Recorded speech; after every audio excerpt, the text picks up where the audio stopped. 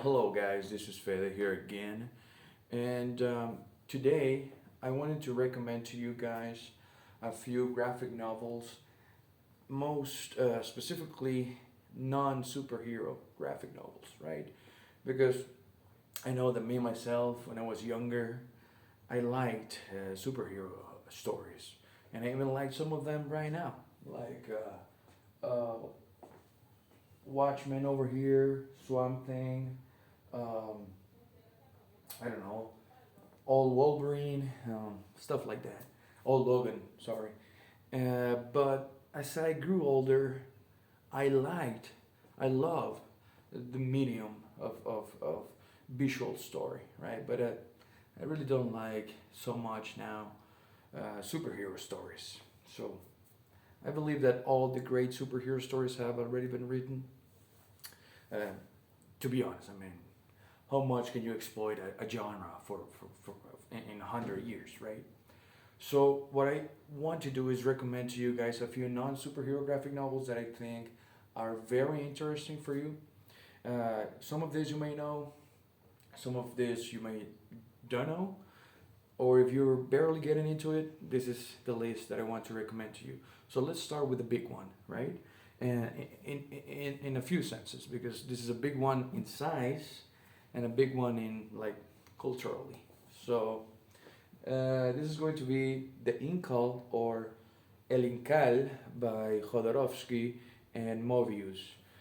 This graphic novel is a science fiction written by Jodorowsky after he tried to adapt a Dune, the book Dune, and in the 70s, and he failed. He didn't get the funding, so he grabbed the story and he made a totally original script and everything, and it's beautiful because the drawing is by Mobius, and yeah, basically the premise is, I mean, this is a Jodorowsky story, so the premise is going to be weird. So I'm just going to tell you that this focuses on a private detective, Joan DeFool, and that name is no coincidence, of course, that gets trapped into this conspiracy or this voyage of discovery of the Incal. What is the Incal? Huh? What is that? It's a physical object, or it's more than that. So the Incal. I really don't want to say much about this because it's weird and it's beautiful. You need to read this if you're able to. That's the Incal for you. Now, let's go ahead with another classic before we continue to more obscure like works. So the next one is a classic from the 80s, and it is From Hell by Alan Moore and Eddie Campbell. The drawing is by Eddie Campbell. And this book, it's about the story of um, Jack the Ripper. And who was Jack the Ripper? I know there's a lot of theories about that, right? And here you get one of those theories, but you have a lot of like empiric evidence, if you want to say that, or you have a lot of research that Moore did, and at the end of every chapter, you get a lot of like where you getting the information from to saying this, and look at this, man. It's a lot, and the drawing is just beautiful by Eddie Campbell. Sometimes it looks like straight out of a paper, but yeah, it's just the story of Jack the Ripper, who was it, the connection to the crown, who was making the murders and why, and it's very gruesome. So there should be like a trigger warning or something, because yeah, there's a lot of well, the killings are described very like gruesomely, and if you have a soft stomach, don't read this. But if you're able to handle the story, this is great. This is like a five star easy. And now before we go to the other novels, sorry, I gotta mention. I know that this is not a graphic novel, but I gotta mention Usumaki by Junji Ito. This is a collection of stories surrounding a village that gets like infected with spirals, right? You're seeing spirals everywhere. People are turning into spirals, and everything gets crazy. So the story is not that. I mean, okay, spirals, whatever. But the drawings by Junji Ito are great, are phenomenal.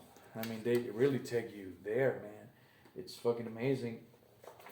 And it's in this volume. I don't know how much was this. This was $27. I'm guessing it's less now.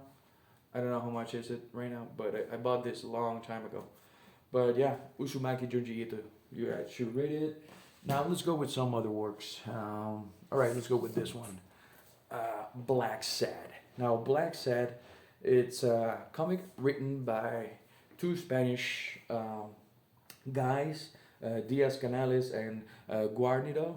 So this is just a basic like noir story, thriller story set in the 60s, 40s, 50s. But the funny thing about this is that the stories are very like adult. They're for adults. They involve rape and assassination and conspiracies and corruption from the government, investigations and everything. But the characters are animals like Disney animals. That type of look at this guy.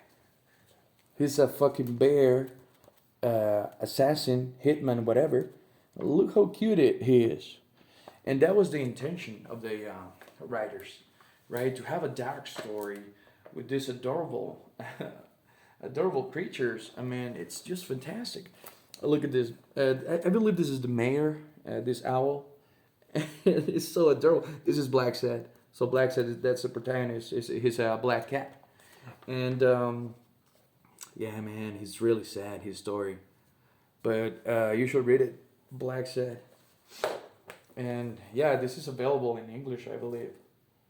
But yeah, it's really short actually. It is great. And next we have this one, The Sculptor by Scott McCloud. Now this, what's great about this is that this story is only, how do you say it in English? I don't know, but it only has two colors, like white and I mean black and blue, and obviously white, right? So this is the story of the protagonist, which is like a reflection of the author himself, and yeah, it's just the struggle of the artist and what the artist needs to do to accomplish something in like in his life. So the premise of this is that the protagonist gets the powers to mold every physical object to his will. So if he wants to do something incredible, he just needs to picture it, and that will be it. He will do it. But is that enough with society and how we handle fame and everything? Is that enough to have talent? Is that enough? So this book, The Sculptor, reflects on that, right? And it's not that long. I mean, it's long, but okay, look at this frame. It's fucking beautiful, man. I remember seeing that for the first time, and yeah, I don't want to spoil anything from this because it's a beautiful, beautiful story. It made me cry actually, if you can believe that. But yeah, The Sculptor, a great read. Now, let's go to the south, and with this I mean let's go to Argentina and Italy. So when, how can I say this? Okay, let's put it this way. Ugo Pratt. This is, if you read graphic novels, you need to know Ugo Pratt.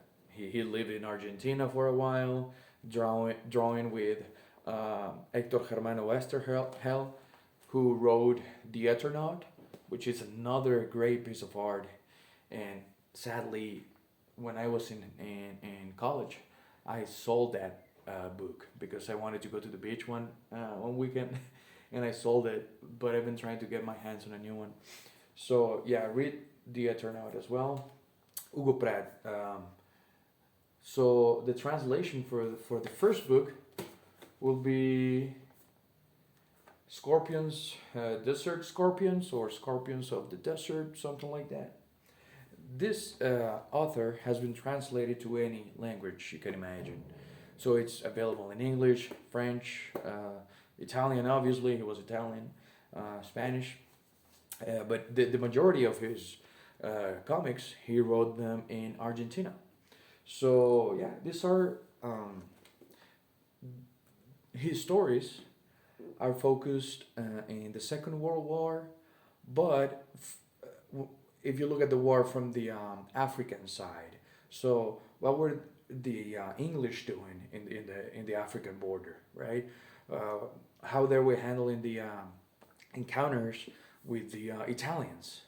So they're pretty creative. These are old style comics, which means they don't have color. And look at my book, man. I dropped a cup of coffee one time on it, and look at this shit, bro. I almost cried, but yeah, if you can get your hands on Ugo Pratt, any Ugo Pratt, you can read the Scorpions, or you can read Colton Maltese as well. That's great. But yeah, Ugo Pratt. Now the last one. The last one. This is a classic. Trans Metropolitan. So there's 7 books of this, 7 volumes. I don't know if I should call them books, but yeah, this is book 1 of Trans Metropolitan. We follow the protagonist, who's a journalist in a dystopian future, and the stories and the critique that uh, Ellis does in this, Warren Ellis, it's incredible. I mean, it's just criticizing society, but doing it from the future perspective, right? As a lot of science fiction does. But yeah, Trans Metropolitan, that's a good as book. You should read it. Those are my recommendations. I feel like I get too close to the camera sometimes, sorry. But yeah, read all of these books if you want to get into non superhero graphic novels. These are great. Sayonara.